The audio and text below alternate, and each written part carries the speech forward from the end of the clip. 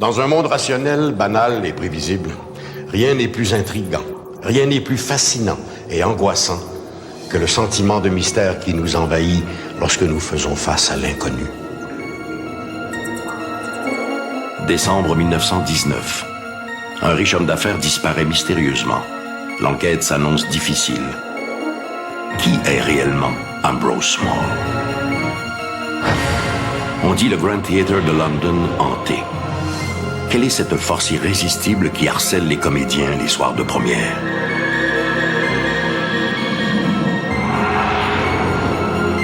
Une famille de Amherst en Nouvelle-Écosse est tourmentée par un esprit maléfique. Quelle entité torture l'esprit de la jeune Esther Cox et pourquoi? Février 1970, c'est pratiquement la cohue à chaque soir au 237 Church Street à St. Catharines en Ontario. Tous les soirs, les policiers sont appelés sur les lieux. Le hic, l'intrus est un poltergeist. Rien n'est si angoissant et fantastique que l'inconnu. Ici Michel Dumont. Bienvenue à Dossier Mystère.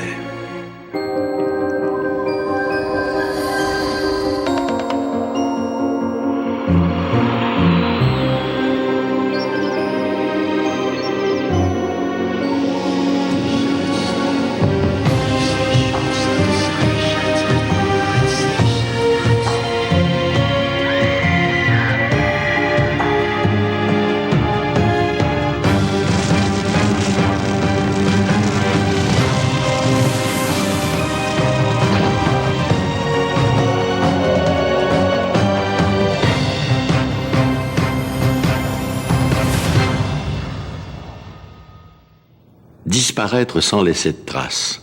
Voilà un scénario digne de Sherlock Holmes. Mais dans la réalité, disparaître ou faire disparaître quelqu'un est beaucoup plus difficile qu'il n'y paraît. Il y a presque toujours un indice ou un élément qui cloche, le détail qui tue, une tache de sang oubliée, un billet de train égaré ou un compte bancaire que l'on croyait anonyme. Néanmoins, il arrive à l'occasion que les policiers soient confrontés à ce qui paraît, a priori, la parfaite disparition. Et l'affaire est d'autant plus inquiétante quand le cher disparu est l'un des hommes les plus riches du Canada.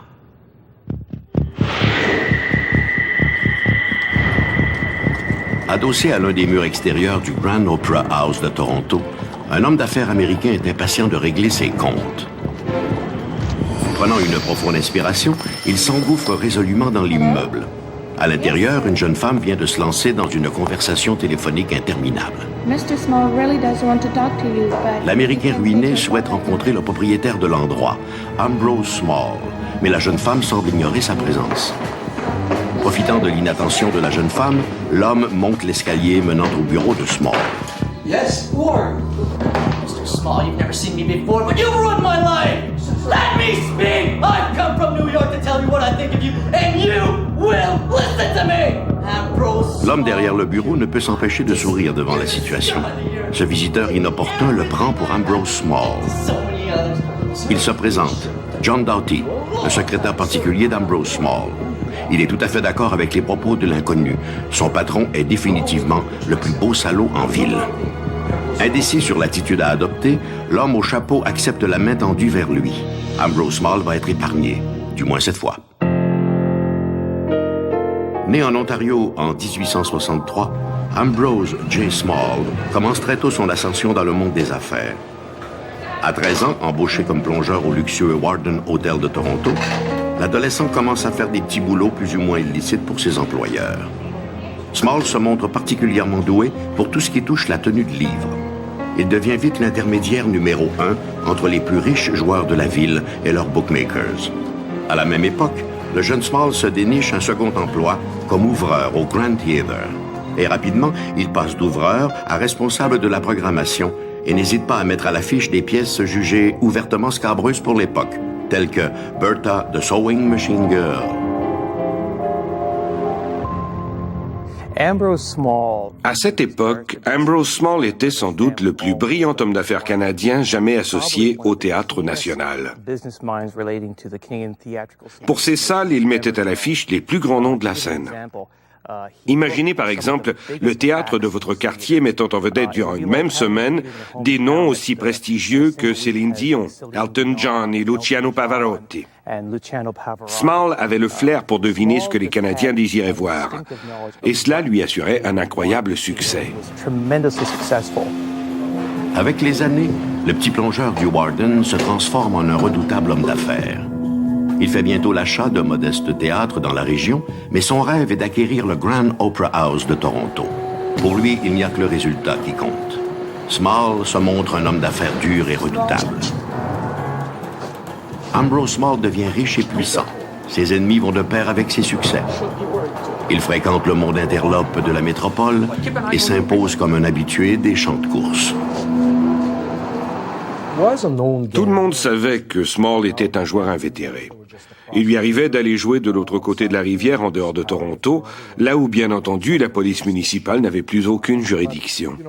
C'était une activité que pratiquaient aussi de nombreux gentlemen, des habitués des plus prestigieux clubs de Toronto. En d'autres termes, Small n'agissait pas en voyou en s'adonnant au jeu. C'était d'ailleurs un excellent joueur. Il était plutôt chanceux.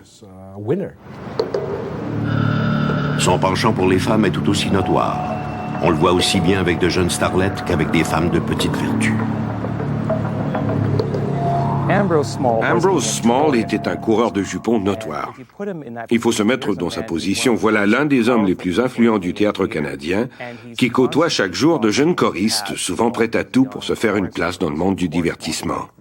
En pareil cas, beaucoup d'hommes auraient été tentés par la situation.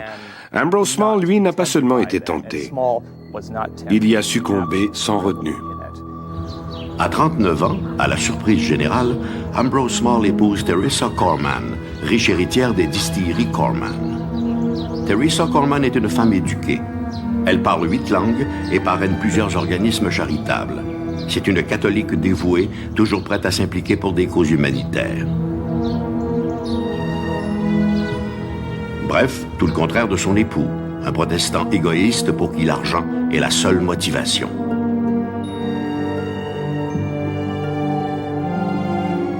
Ambrose Small voit en Teresa Corman un investissement et il en profite.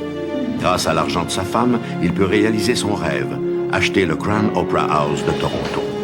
Il y emménage son bureau et fait construire une pièce secrète pour y recevoir ses charmantes visiteuses, des infidélités sur lesquelles sa femme ferme les yeux. En 1919, Ambrose Small est au sommet de sa gloire. Il possède quelques 90 théâtres et salles de concert en Ontario. Mais le cinéma gagne en popularité. Small voit dans cet engouement un signe avant-coureur du déclin du théâtre. Il est temps, croit-il, de se départir de ces salles. Le 2 décembre 1919, Ambrose Small s'est rendu au bureau de la Compagnie des théâtres Trans-Canada, où il a signé un contrat de vente pour la totalité de sa chaîne de théâtre, une transaction de quelque 1,9 million de dollars, l'une des transactions les plus lucratives de l'histoire du divertissement en terre canadienne. Le matin même, il reçoit un chèque d'1 million de dollars que sa femme Teresa s'empresse d'aller encaisser à la banque. Dans l'après-midi, il informe son fidèle secrétaire, John Doughty, que les nouveaux propriétaires souhaitent retenir ses services comme secrétaire et directeur artistique. John Doughty était le secrétaire d'Ambrose Small, mais il n'avait pas beaucoup d'estime pour lui. L'histoire raconte que Small introduisait souvent dans ses contrats des clauses douteuses qui le favorisaient au détriment de son client. Or, lorsque le client en question découvrait l'arnaque et s'en prenait à Small, Small répliquait « C'est la faute de mon idiot de secrétaire ». Il appelait alors Doughty pour l'engueuler et l'humilier devant le client. On comprend qu'après quelques séances du genre, Doughty n'a commencé à éprouver que du mépris pour son ancien patron. Small festoie aussi en compagnie de son avocat. Il est de bonne humeur et le champagne coule à flot. Vers 17h30, le magnat quitte son bureau du Grand Opera House et s'arrête un instant au kiosque à journaux de Ralph Savine pour y acheter le New York Times. Mais la tempête de neige qui s'abat alors sur tout l'est des États-Unis a retardé la livraison du journal. En colère, Small vocifère et lance au commis une poignée d'injures. Ralph Savine sera le dernier homme à voir Ambrose Small vivant. Il s'est écoulé un certain temps avant que la police ne soit informée de la disparition de Small. On raconte que Small était connu pour organiser des soirées scabreuses avec ses choristes. Or, sa femme, qui était bien au fait de ses faiblesses, fermait les yeux sur ses escapades. Mais au fur et à mesure que les semaines ont passé, et nous parlons ici de presque un mois, l'inquiétude a gagné ses proches, et en particulier son avocat, E. Flock, qui avait son bureau à London. En lisant la correspondance que Flock a adressée à ses associés, on y devine cette inquiétude grandissante. Personne ne dit ouvertement qu'Ambrose Small a disparu. Les lettres sont écrites avec la plus grande prudence. Mais au début du mois de janvier 1920, ils reconnaissent qu'il est temps de faire quelque chose. C'est à ce moment-là qu'ils informent la police de la disparition d'Ambrose Small. Pendant que les policiers fouillent chacun des théâtres du controversé homme d'affaires à la recherche d'indices, Teresa Small fait publier un avis de récompense de 50 000 $ à quiconque permettra de retrouver son mari, mort ou vif. La police a commencé par reconstituer le fil de ce qui pouvait s'être passé. L'opinion générale était que Small avait peut-être été assassiné dans le théâtre et son corps brûlé dans la fournaise située au sous-sol. Ils ont fait tout ce qu'ils pouvaient pour retrouver Ambrose Small. Ils ont offert une récompense et ont suivi tous les indices possibles. Ils se sont même rendus à London, en Ontario, à des centaines de kilomètres de Toronto, où ils ont passé son théâtre au peigne fin, espérant y trouver son corps caché quelque part. Cela dit, je ne crois pas qu'il s'agissait d'une enquête policière approfondie. En fait, la police n'avait pas la moindre idée de ce qui pouvait être advenu de cet homme. Small avait certes beaucoup d'ennemis, mais ses ennemis auraient-ils pu être suffisamment en colère pour l'assassiner? La police n'en savait rien. On apprend bientôt que Small n'est pas le seul à s'être volatilisé en fumée. Son secrétaire, John Doughty, n'a pas été revu lui non plus depuis le 2 décembre. Les limiers découvrent que dans les heures suivant la disparition de son patron, Doughty s'est présenté à la Dominion Bank de Toronto où il encaissait 100 000 $ en bons du trésor. Le scénario voulant que Doughty ait assassiné Ambrose a vite été envisagé. Lorsque la police de Toronto a fait rechercher Doughty pour le vol des certificats, elle était confiante de tenir également le meurtrier de Small. D'ailleurs, lorsque les avis de recherche concernant Doughty ont été publiés, l'annonce disait qu'il était aussi recherché pour avoir joué un rôle dans l'enlèvement d'Ambrose Small. Mais finalement, la police n'a jamais rien trouvé en ce sens. Doughty a été retracé aux États-Unis, extradé et ramené à Toronto. Il a été traduit devant les tribunaux sans que l'on puisse toutefois le lier à la disparition ou à l'assassinat de Small. Il a simplement été accusé pour le vol des certificats. Teresa Small, elle aussi, est longuement interrogée. Pourquoi a-t-elle attendu aussi longtemps avant de rapporter la disparition de son mari?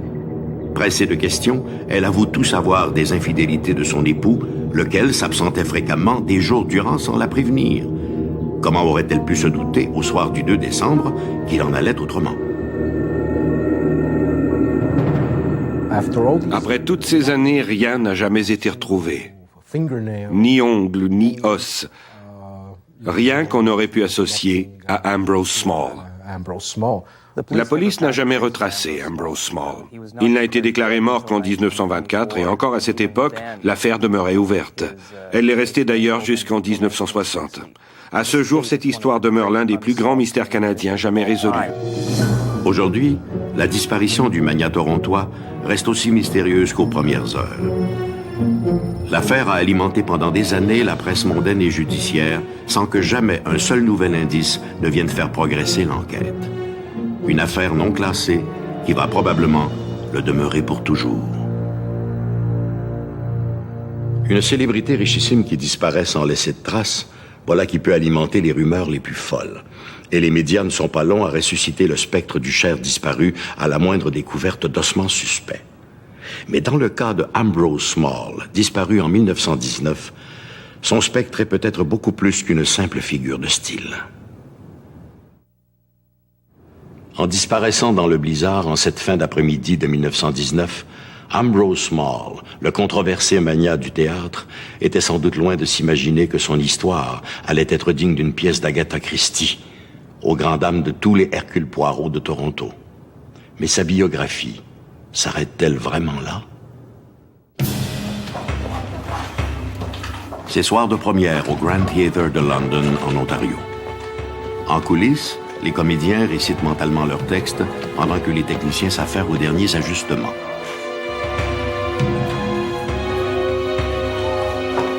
Un peu en retrait, une jeune muse répète ses répliques. Soudain, elle sent sur sa nuque un souffle chaud, un respire. Elle se retourne, mais il n'y a personne. Puis, de nouveau, cette sensation de souffle chaud, suivie d'une impression de toucher, comme si quelqu'un avait posé une main sur sa hanche. Décontenancée, la jeune femme regagne sa loge à la hâte. Puis, encore une fois, elle sent un contact sur sa hanche.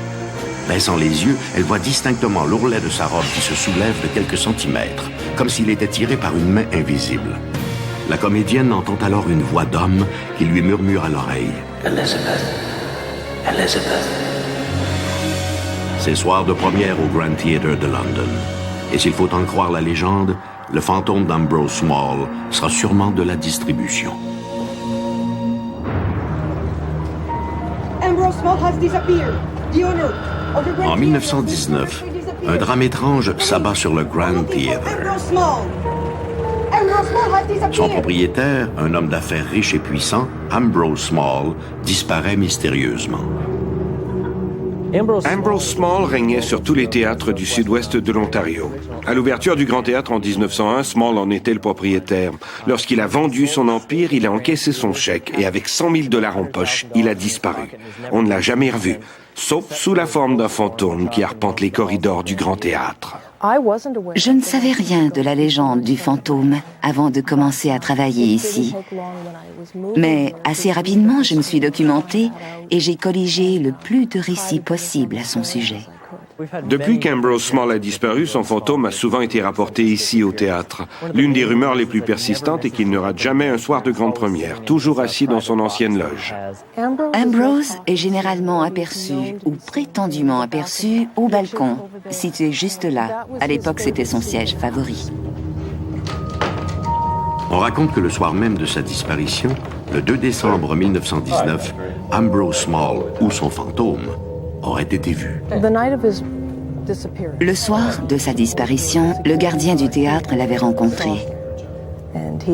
Pourtant, l'histoire raconte que Small a disparu à Toronto ce même après-midi. Il s'agit probablement de sa première apparition. Puis les manifestations se multiplient.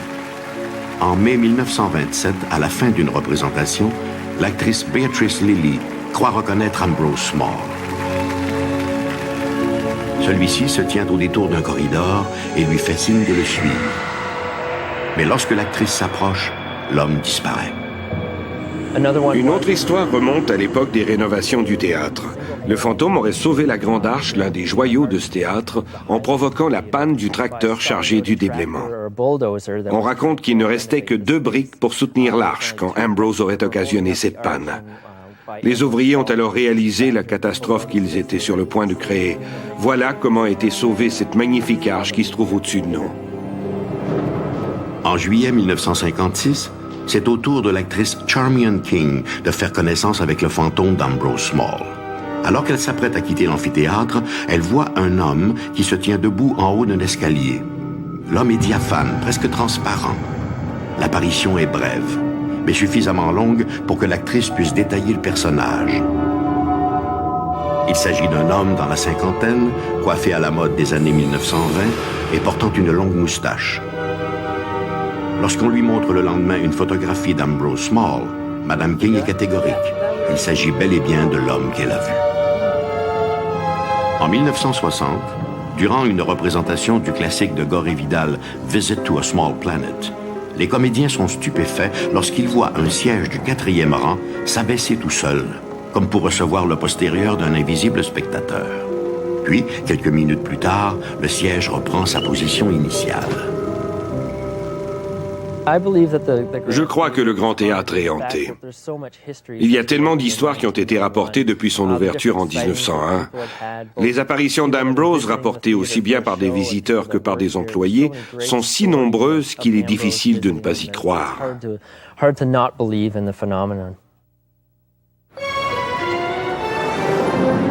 Avec le temps, la légende prend forme. Portée sur les femmes de son vivant, on raconte que son fantôme continue à harceler les jeunes comédiennes par des touchés déplacés ou en chuchotant leurs prénoms.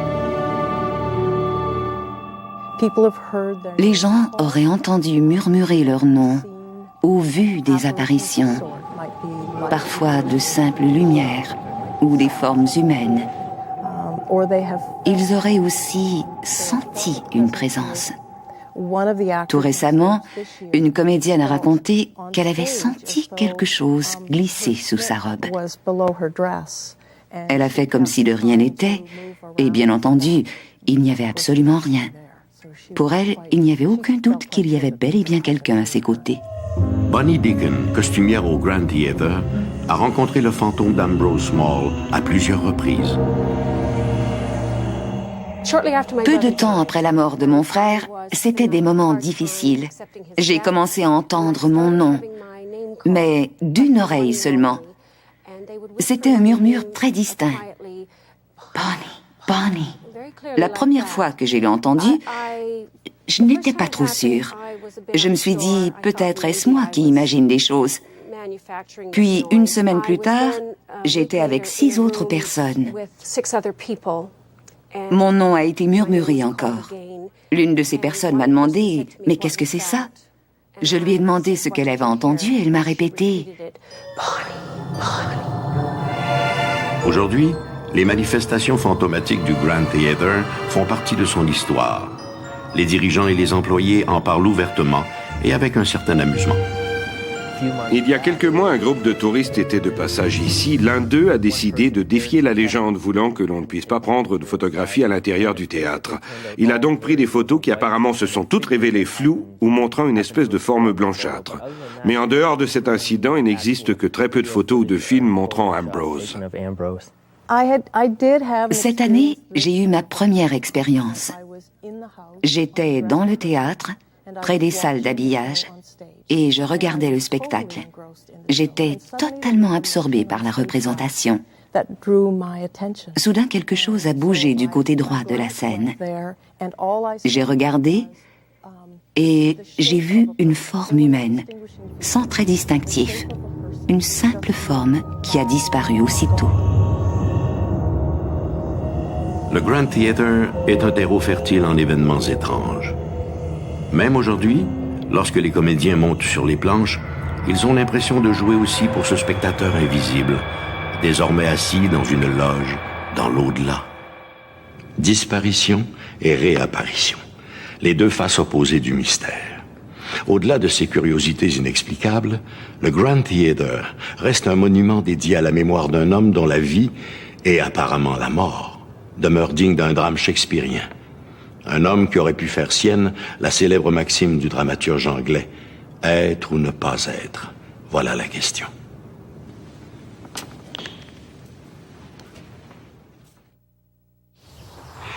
Certaines histoires de fantômes sont si extraordinaires qu'il est parfois difficile d'y croire, surtout lorsqu'il n'y a qu'un ou deux témoins. Mais lorsque toute une communauté assiste à une série d'apparitions terrifiantes, comment ne pas s'interroger sur la véracité de ces manifestations?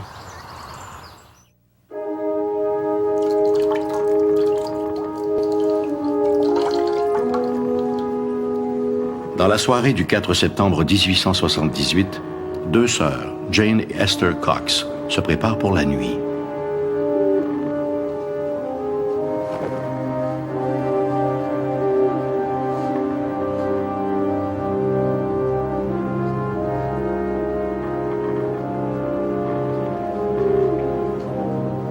Elles partagent une chambre modeste au 2e étage de la maison familiale, au 6 Princess Street à Amherst.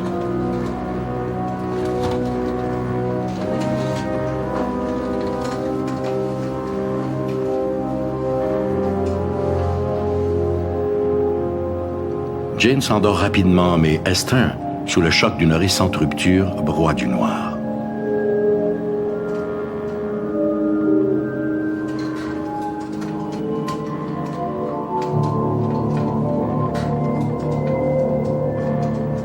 Un bruit étrange, un grattement régulier l'arrache à sa tristesse.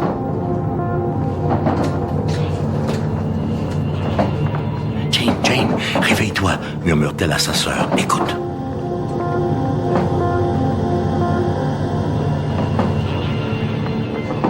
Effectivement, la boîte de carton qu'elles utilisent pour mettre des bouts d'étoffe et des bobines de fil fait des petits bonds en l'air, apparemment animée par une souris prisonnière dans la trousse de couture. D'un coup sec, Jane en soulève le couvercle. Il n'y a rien. Des bobines de fil et quelques morceaux de tissu. Daniel! Accouru à la hâte, Daniel Teed, leur beau-frère, est loin de se douter que cet incident va marquer leur descente aux enfers. Mademoiselle Cox était une jeune femme d'environ 18 ans qui vivait sur Princess Street à Amherst avec sa sœur aînée, son beau-frère et leurs enfants. À cette époque, vers 1878, Esther a commencé à être la victime de toute une série de phénomènes paranormaux.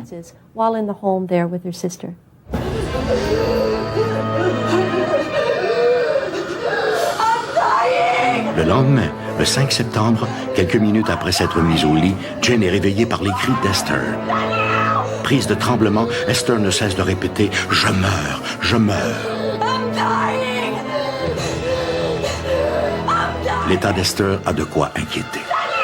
Toute la maisonnée se retrouve à nouveau à son chevet. La jeune femme semble prise de démence. Elle répète des mots inintelligibles et secoue la tête, à l'instar d'une possédée. C'est alors qu'un claquement puissant, comme un coup de tonnerre, ébranle toute la maison. Esther s'écroule sur son lit et sombre dans un profond sommeil.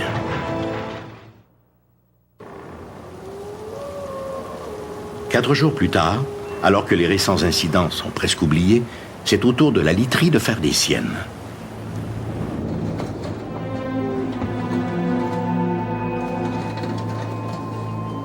Alors que Jane vient de se coucher, ses draps et ses couvertures sont brusquement arrachés du lit et le même phénomène se répète avec la literie de sa sœur.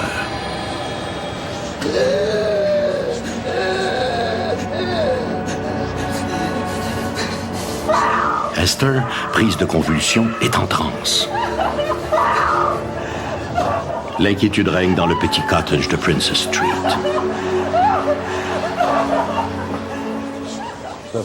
La famille n'avait pas la moindre idée de ce qui lui arrivait. Ils ont d'abord appelé des médecins, puis des prêtres, mais personne n'a été capable de l'aider. Elle était malade, avec de temps à autre des moments de lucidité.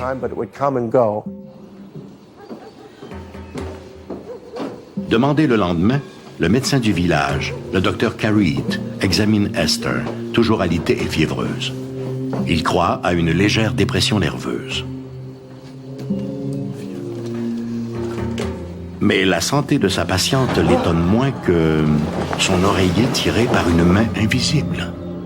Le docteur Carreet, qui était le médecin de famille, s'est rendu au chevet d'Esther. Elle était fiévreuse et elle disait qu'elle brûlait. Pendant sa visite, il a vu la literie être arrachée et les oreillers s'envoler. Toute la famille était également présente. Il s'est rendu sur place, où il a lui aussi été témoin de ces phénomènes pour lesquels il n'a trouvé aucune explication. Il s'y est rendu à plusieurs reprises et a signé plus tard un affidavit confirmant ce qu'il avait observé. Il s'est aussi avoué incapable d'expliquer les problèmes médicaux d'Esther. Nous disposons d'une très bonne documentation pour l'ensemble de ces phénomènes. C'est alors que les événements prennent une tournure beaucoup plus menaçante. Des marques apparaissent sur le mur, juste au-dessus de la tête d'Esther Cox. Des marques qui forment bientôt des lettres, puis des mots. Soudain, il y a eu un bruit, comme si quelqu'un raclait le mur au-dessus du lit d'Esther. Ils ont levé les yeux et pour citer les comptes rendus, c'était comme si quelqu'un utilisait une barre de fer chauffée au rouge pour graver dans la pierre. Ils ont regardé et les mots qui s'écrivaient sur le mur étaient « Esther Cox, tu es à moi et je te tuerai ». Ces incidents ne se produisaient pas seulement quand Esther était seule, mais aussi lorsqu'il y avait des gens autour d'elle. Tous les gens au village en étaient effrayés. Éventuellement, la presse a publié un compte-rendu de ces événements et dans un petit village, les nouvelles voyagent toujours plus vite. Du jour au lendemain, le cottage de Princess Street devient l'objet de la curiosité de tout le comté de Cumberland. À Amherst, la rumeur va bon train. Et si Esther Cox était possédée? Il y avait de nombreuses choses qui se produisaient dans la maison. Des couteaux volaient dans la cuisine, des meubles étaient renversés, et encore une fois, il y avait tous ces bruits étranges. C'était comme vivre dans une maison hantée. Mais lorsqu'Esther s'absentait, tous les phénomènes s'arrêtaient. Apparemment, ce n'était pas la maison qui était hantée, mais bien Esther elle-même.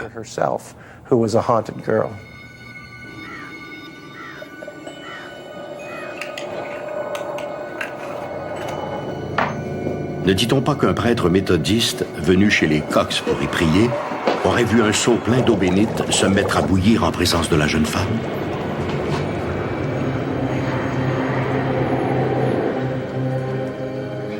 Ne raconte-t-on pas que des missels auraient bondi hors des bancs d'église lors d'une cérémonie liturgique à laquelle assistait Esther?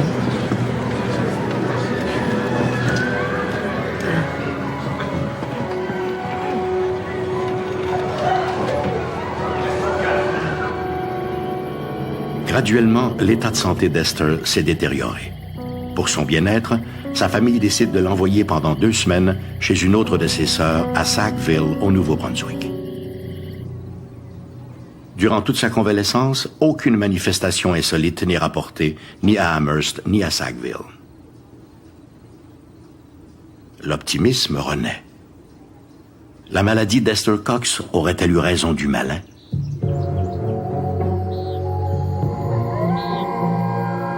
Espoir déçu. Vers la fin du mois, Esther rentre à Amherst et avec elle, les étranges manifestations du 6 Princess Street. Des allumettes enflammées se matérialisent et tombent des plafonds. Des incendies, heureusement vite maîtrisés, se déclenchent spontanément d'un bout à l'autre de la maison. Plus personne ne dort. Craignant pour sa famille, Daniel Teed décide qu'Esther doit partir.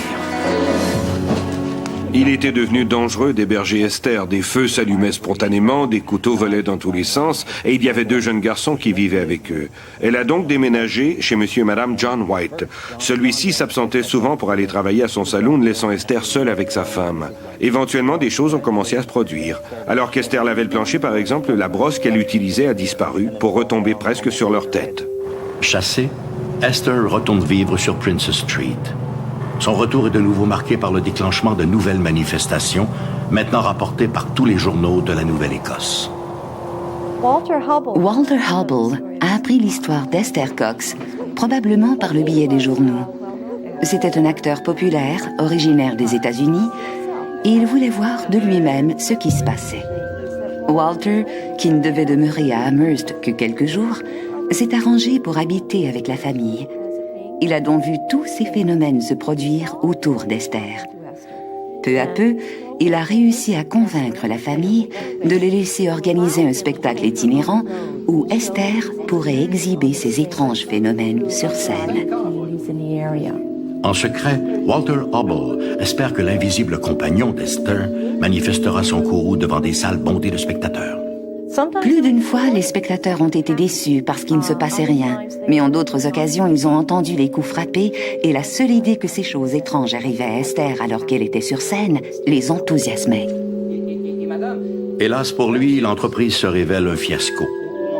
Il signera en 1908 une petite monographie sur les étranges événements entourant Esther Cox, intitulée The Great Amherst Mystery. Comme auteur de pièces, il avait certainement le sens du spectacle, mais il s'était forcé de rapporter les faits avec la plus grande objectivité, tels que décrits par les témoins. Le livre, intitulé « Le grand mystère d'Amherst », présente les témoignages de plusieurs villageois. Et cela ajoute sans doute à la crédibilité de cette histoire. De retour à Amherst, les choses ne s'améliorent pas pour Esther Cox. Ce qui rend cette histoire si intéressante, c'est que ce n'était pas une maison qui était hantée, mais une personne. Là où Esther allait, son fantôme la suivait. Et quand les couteaux ont commencé à voler dans la maison, il est devenu impératif de faire quelque chose. Ce n'était pas seulement la vie d'Esther qui était menacée, mais celle de tous les autres membres de la famille. Ils ont éventuellement trouvé pour elle un autre endroit où habiter. Mais son séjour n'a pas été long.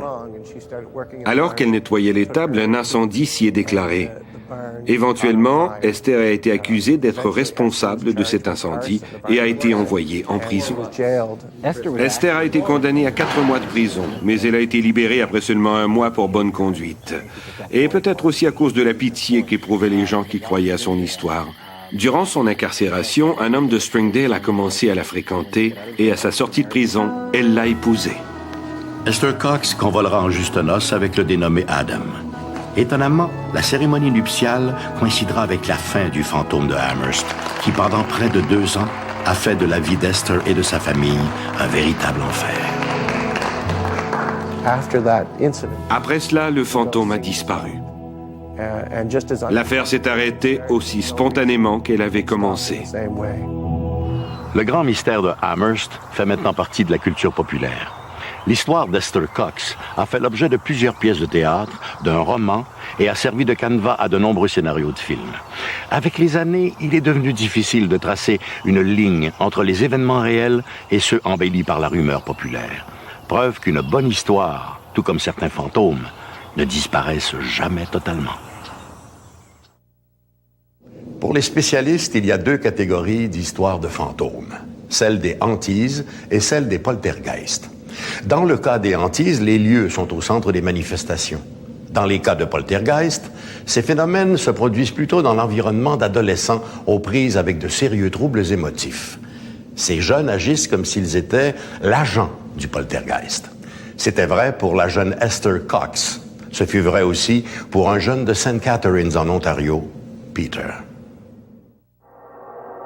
Février 1970, la presse fait abondamment état de phénomènes inexplicables qui se seraient déroulés au 237 Church Street à St. Catharines, en Ontario. L'endroit en question est un modeste appartement où résident John et Barbara Page, ainsi que leur fils de 11 ans, Peter.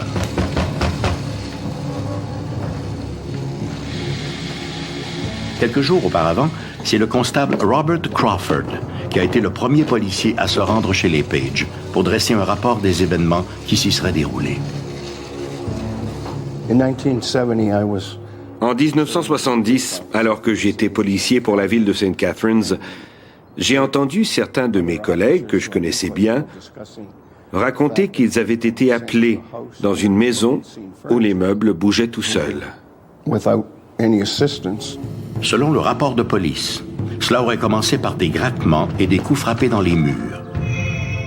Ensuite, des meubles se seraient mis à bouger, puis des portes se seraient ouvertes sans que personne ne les ait touchées. Des murs en plâtre auraient même été déformés, comme s'ils avaient été gonflés depuis l'intérieur.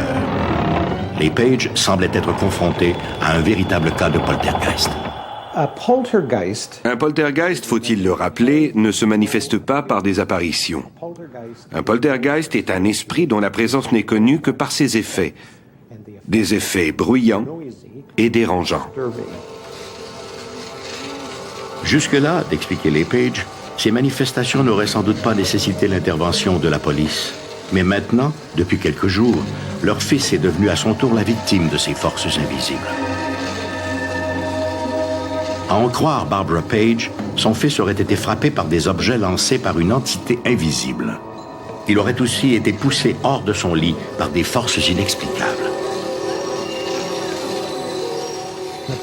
Apparemment, ce gamin était la victime d'un poltergeist.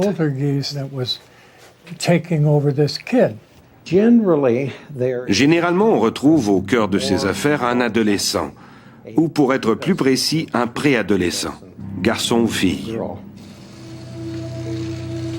L'affaire paraît invraisemblable.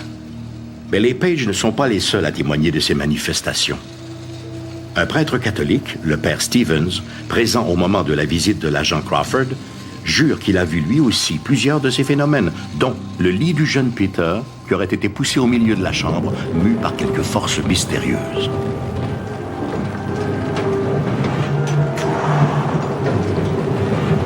John et Barbara Page font visiter l'appartement à l'agent Crawford, lui montrant chaque méfait causé par l'entité invisible. Ici, c'est un mur qui a été défoncé, là, une commode qui a été renversée. Puis alors que toute la troupe se tient dans le corridor menant aux chambres, le groupe entend un vacarme venant de la cuisine. La table a été déplacée et les chaises renversées. Les Page répètent que c'est là le genre de phénomène auquel ils sont confrontés depuis plusieurs jours et qu'encore une fois, le point commun est la présence du jeune Peter. On s'est rendu sur place. Je me tenais à l'entrée du salon. La mère se trouvait ici, mon collègue était là, et assis de l'autre côté, il y avait un prêtre. Il portait le col clérical, et une religieuse. À un moment donné, le gamin s'est amené et s'est assis sur une chaise juste à côté de moi. Soudain, comme je parlais avec la mère, la chaise s'est littéralement envolée dans les airs. En voyant cela, le prêtre et la religieuse se sont signés. Quand vous voyez cela, vous éprouvez une étrange sensation.